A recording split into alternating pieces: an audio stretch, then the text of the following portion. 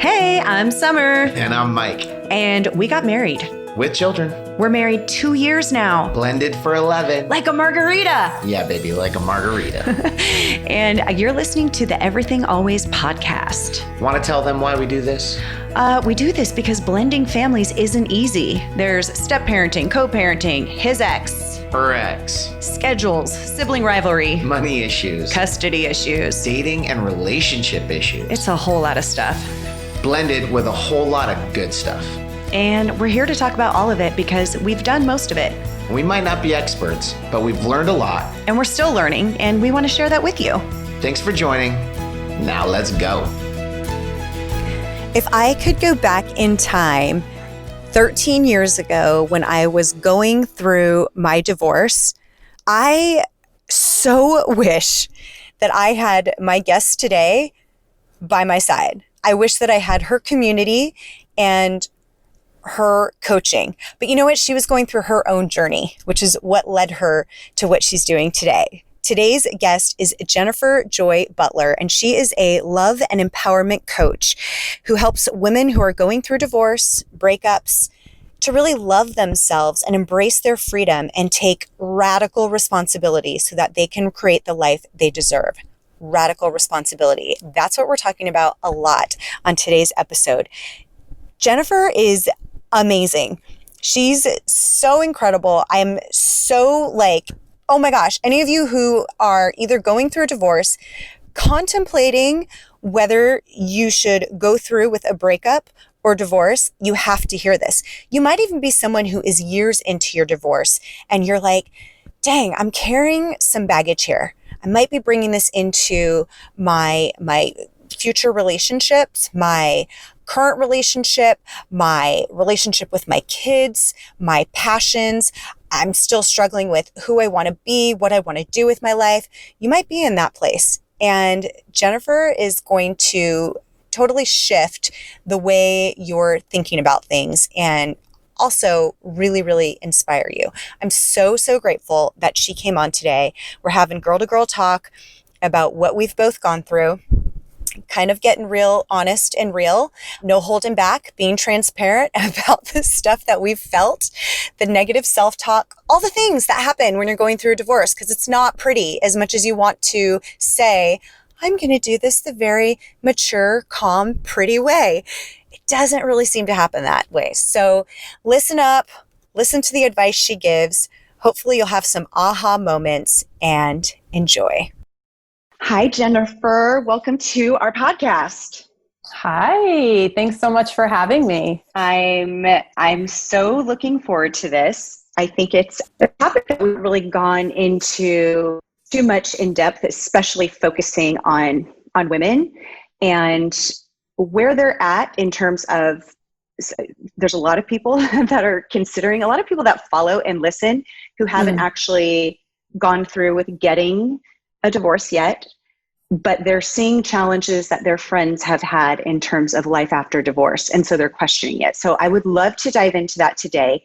I have a list of things because you're so amazing in the things that you do and the resources that you provide for women.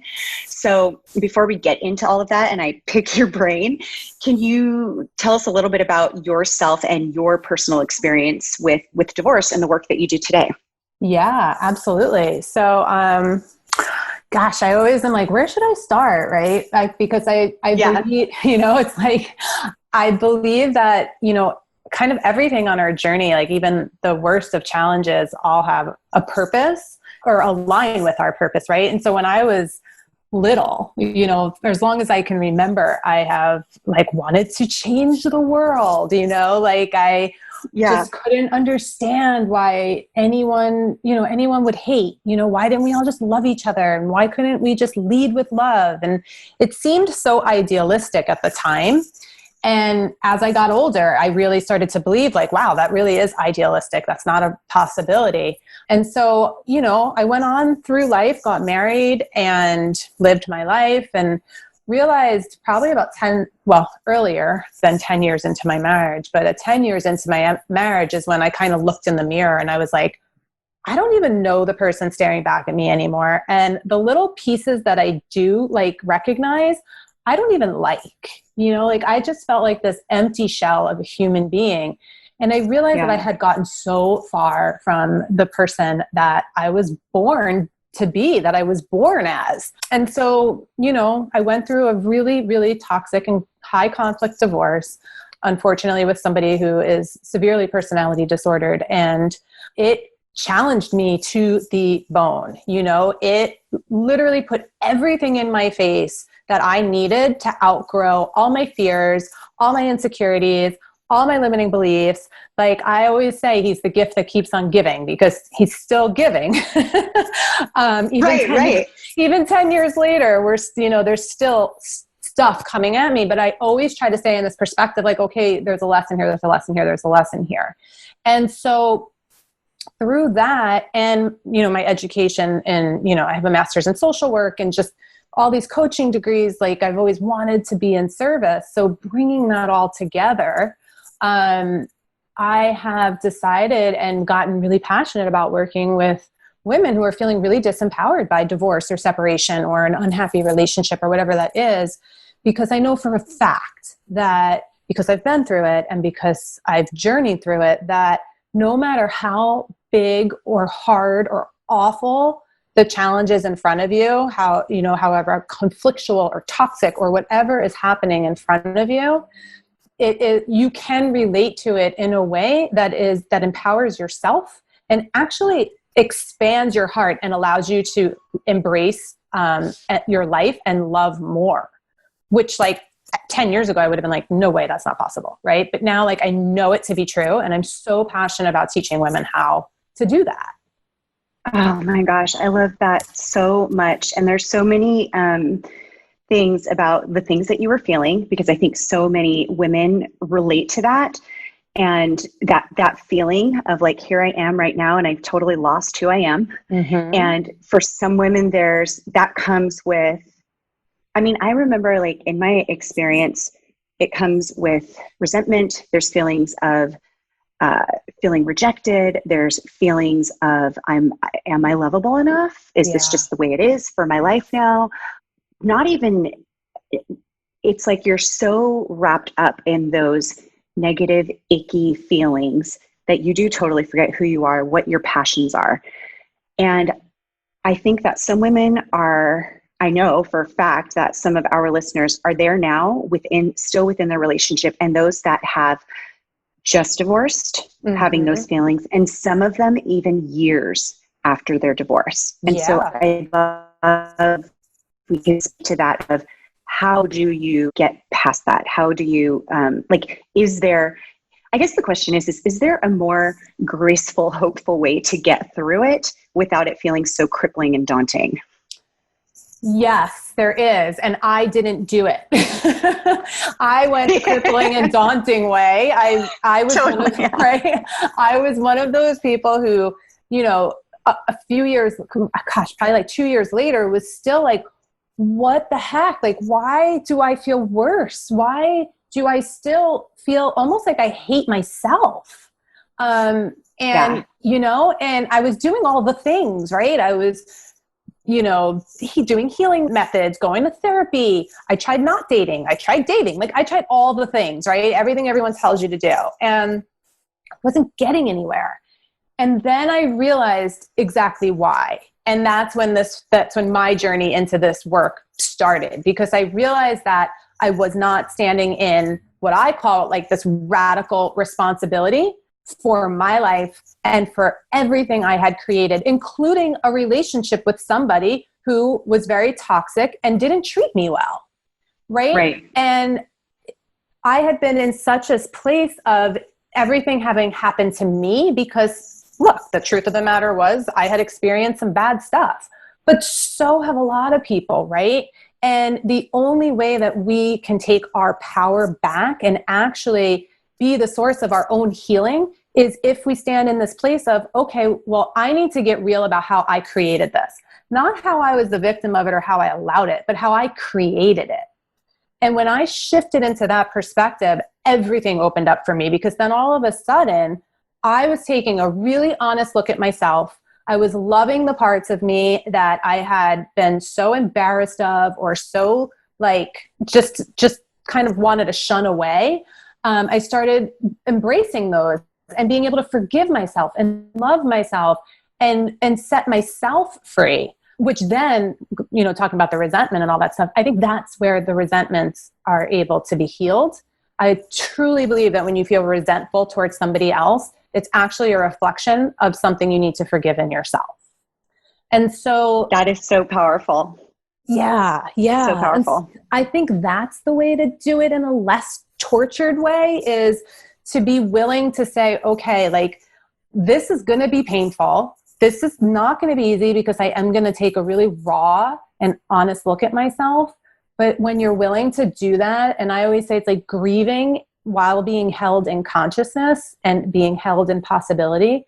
If you can have the courage to do that, it doesn't have to be years of suffering. It absolutely does not. And you can like set yourself free so that you can create whatever it is you want in the future, you know, whatever that is to you that's going to make you happy. I love the whole radical responsibility, and I know that feeling. And as you were talking through this in your experience, I'm like, yep, I totally remember going through that. But it, you know, it happened.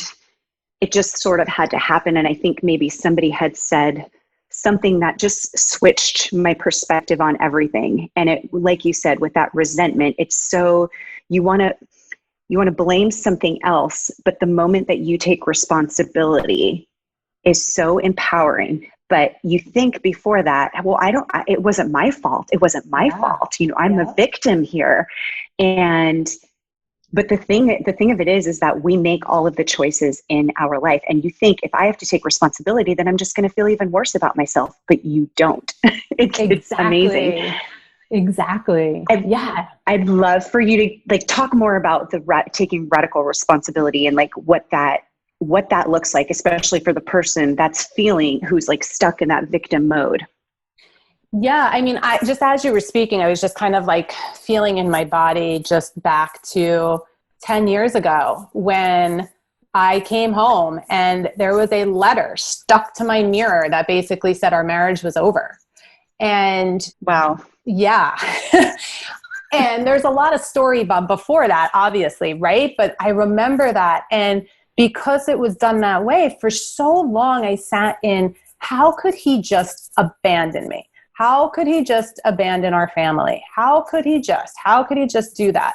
And I stayed in that for a very long time. And it's true, right? How could he, right? But that doesn't get me anywhere other than feeling really crappy about myself. Exactly. And then I had my moment where I was like, wow, I'm so bitter and resentful at him for abandoning me and choosing himself, because the real question is, how could I have just abandoned myself for so many years and not chosen myself? And now I'm mad at somebody else for doing that to me when I've had no regard for myself whatsoever. So that was like, whoa, right? Because now it's like, oh, what I'm really needing to forgive is that I have abandoned myself. I haven't chosen myself, and I need to learn how to do that so that I can forgive myself and move forward in a way, never, ever, ever, ever recreating that relationship dynamic again. Yeah. I know you talk about this as well in terms of limiting beliefs, because I feel like in taking radical responsibility for your life, you can also get stuck with, you're like, okay, I'm taking responsibility. I'm starting to feel empowered. But then we can get stuck again. Yeah. Because of the things that we say to ourselves, because, you know, like you said, and again, this is all it's our own choices and the things that we have allowed in our life. However, those things still can have a negative impact, you know, depending on what type of relationship you were in, definitely had its part in programming your brain and thinking certain things about yourself. And maybe it is, I'm not pretty enough. I'm not smart enough. I'm not, whatever it is, I can't be successful. And those are things that I'm like repeating the ones that I had. So, but for real, it's like, those are the limiting beliefs, or I couldn't possibly do this. I couldn't possibly move on. How do we get past those? Yeah, we all have them, right? We all have this narrative that plays in our head, and they come out in these different statements, right? I'm not this, I'm not that, I'll never, all of that. I always, and I think the power is in, a lot of my training has been with Catherine Woodward Thomas in this area of conscious uncoupling.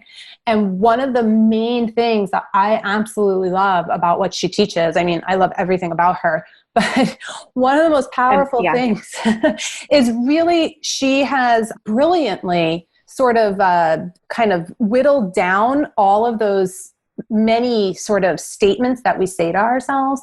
She's kind of drilled them down into like 20 or so different, like really main ones, right? Where you can like listen to somebody as they're saying things and you're like, oh, I see. There's a really big story about invisibility going on here. Or there's a really big story about being alone going on here, right? You can start to hear the specifics of what the actual wound is from childhood, really. I mean, something happens, whether big or small, but we kind of pick this stuff in childhood, trying to make sense of a world that is very confusing. And right or wrong, we start creating habits and beliefs and thoughts and all of these things based on these limiting beliefs that we've created. So it's very interesting to hear, like, when you start to listen in, oh, okay, well, if we can really understand, well, like, for instance, my big story was I'm alone, right? And so for me, it was like, I had forever been showing up in this belief that I'm alone. Nobody ever stays. People always leave me, and I will never, ever, ever get what I want. So when I'm in that belief, then I'm starting to show up in life in a very specific way. Like, I'm never asking for help. I'm certainly never engaging in conflict, right? Like, I'm afraid to share my feelings and forget about like telling somebody what I need, right? There's all these things that we start to do that start to create what we believe. So we create relationships that mirror what we believe. So the work that I love to do is helping women to figure out what theirs is so that we can see specifically, how have you been showing up? How have you been behaving and engaging in your life in that story? Because then when we see those specific behaviors, then we can break apart whatever skills and development need to be learned so that you can start showing up in a completely different way that's aligned with what's really true. Because our limiting beliefs are never actually true. No, exactly. Hey guys, guess what? We have a new website where you can see all of our podcasts and get easy access to the show notes, everything we talk about on the episodes, and you can even listen to the podcast directly from the site. You can contact us through the site and share your thoughts and questions. Check it out at www.everythingalways.co. That's www.everythingalways.co. And you can also follow us on Facebook and Instagram at Everything Always Co. We just set it up and we'll be sure to put important announcements there. And we love that this podcast has been so helpful to so many, and our hope is to share it with even more. So can you help us? Will you take a moment now or after the episode to subscribe to the podcast, write a review, and share it? It would mean the world to us, and it helps us to keep bringing you the best content. Come on, we appreciate you guys. So what do you say, baby? Back to the episode? Back to the episode. So I love conscious uncoupling. I love that so much. So my question is, I think a lot of people will start the breakup process or the divorce process, especially if there's kids involved, and they kind of go through, I mean, I've seen this happen over and over again. No, we're going to do it very, diplomatically. We're going to be very mature about this. And as they go through the process of uncoupling, ego gets involved, emotions are at an all-time high, insecurities are high, and the whole, I'm going to do this in a very honorable way just goes out the window. Is that something, this is the question for women who especially have been like, shoot, I really handled that the wrong way, or they've taken action, they've sent the nasty texts, they've done things that they're just like, dang it, I shouldn't have done that. Yeah. Where can they go from there? Can they get back to that? Let's do this in a better way, in a more honorable way, so that we can co-parent well together, or we can, still keep things at a friendly level. Yeah. I mean, gosh, haven't we all been there? Like, darn it. Yes. Why'd I do that? Look, I mean, if I could like change the law, change the world, I would be like, okay, if you're going to leave, you have to do some like serious, like thoughtful, conscious work before you engage in like the legal aspect of it. Right. Because you're right. Like ego gets in the way. Emotions are high. Everyone's super sensitive. Like the thing about divorce is it's not just about the divorce. The divorce will bring up every unhealed wound and trauma that you've ever experienced in your life. It'll just bring it right to the surface. Like, okay, here it is. Here's more for you to kind of feel as you go through this. So it's very easy, right? It's like, it's easy to lose yourself and get very reactive and lose sight of what's really important. So if you can, look, it's always great when two people are committed to doing it in an honorable way.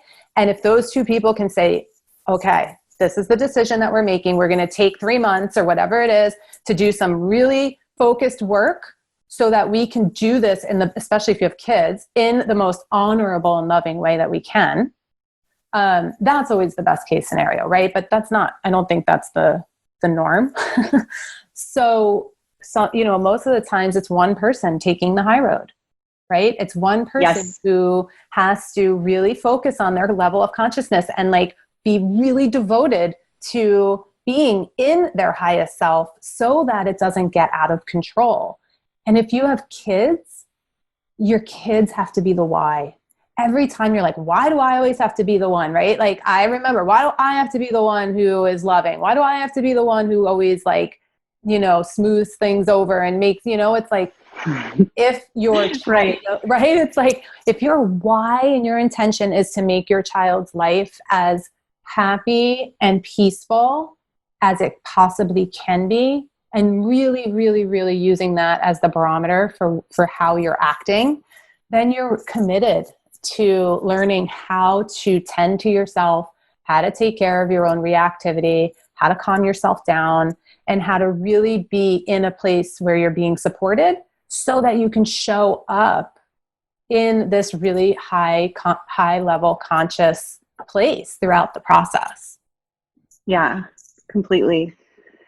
So what about, as we're talking about this, I'm thinking of people who bring the past relationship, the past divorce and all the issues and everything that they went through into the new relationship. They're now in a new relationship. They're excited about it. But then all of a sudden those things start to kind of creep back in and they're triggered by something with the new person that they're with, even though they're totally different. This is something that we see a lot of, and some people know this. They're like, I know that I can trust my partner today, but I've been burned in the past. And so when he's late, I get worried. Or when she's doing this with her friends, I'm wondering what she's really doing. Things like that. Or it's like if they have an argument, they are traumatized and think, oh no, it's starting all over again. What's advice or things for those people finally, taking the step into a new relationship, but really hung up on that past? Yeah. I think even when you do a ton of work, that stuff's always going to happen, right? There's always going to be a situation where you're not reacting to what's actually happening in front of you. You're reacting to something from the past. And I think that's part of the beauty of it.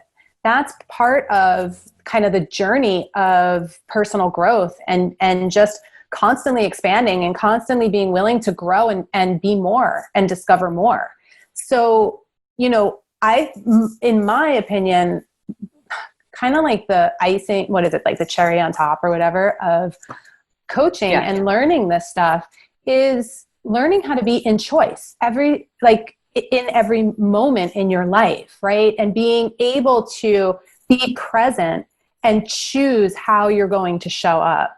So when you're triggered, for instance, like, I know I can trust this person. Why am I freaking out and my body in like a complete response to somebody that I can't trust, right?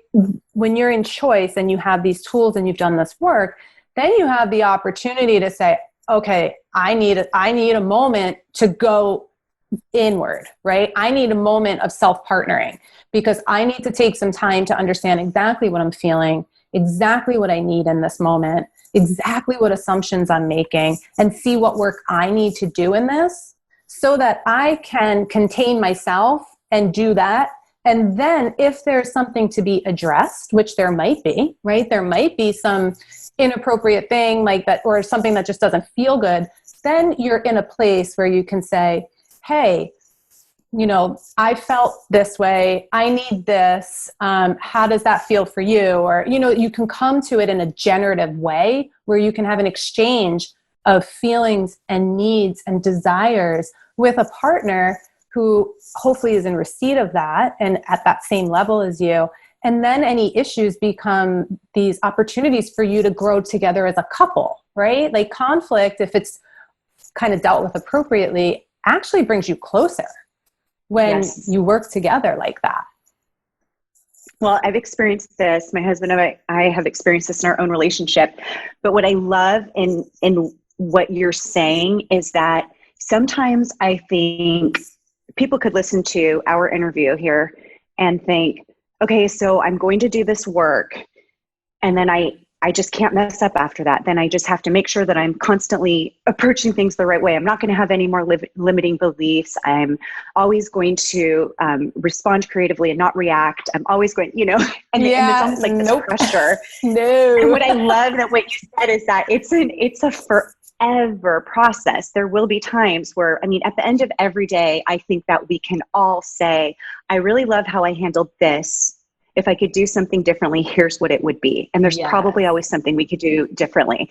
And I think it's so important. And I love that you say that because I always want people to be reminded that it is an ongoing process. It's not like, boom, I learned this, and now I'm just going to be perfect. I'm always going to be in the present moment. I'm always going to be, as you said, like in choice. I'm just going to, I'm going to be conscious all the time. And the reality is we still have ego. We still have beliefs, and it's a constant practice. But like you said, it's something that just the commitment alone to it just improves the quality of your life. And definitely when you're with somebody who is, in that same space, you guys can grow together and learn together. And that is the beauty, because that's part of the most amazing thing about relationships is you don't just like come in and you're both perfect. It's more about the desire to grow and be better people, be better humans.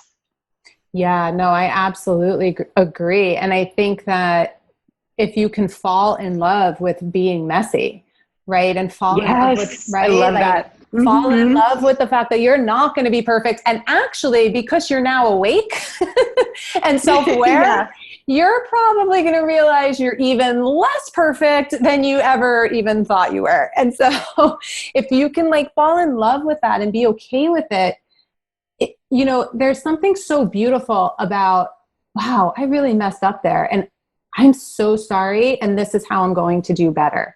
There's something so beautiful and vulnerable and connecting about that, way more than always doing everything perfectly. Right? It's like if you never have any moment of where I'm like, oh my gosh, I really hurt your heart.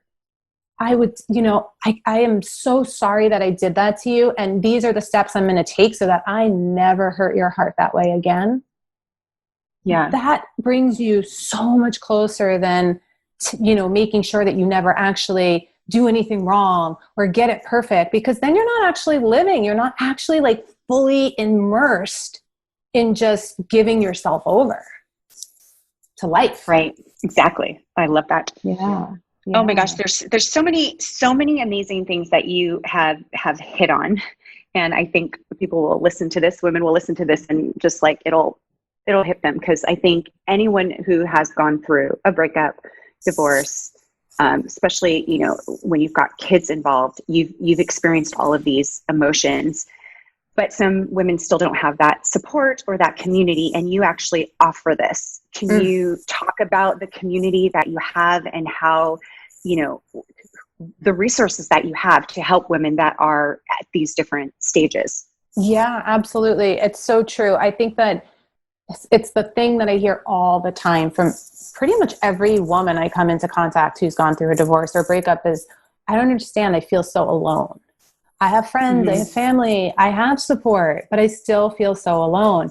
And I think that it's one of those things that unless you've really gone through it, people try really hard. They mean well to be there for you, but they don't know how. They don't really understand the pain of divorce and just heartbreak, divorce or breakups, right? Breakups can be just as hurtful.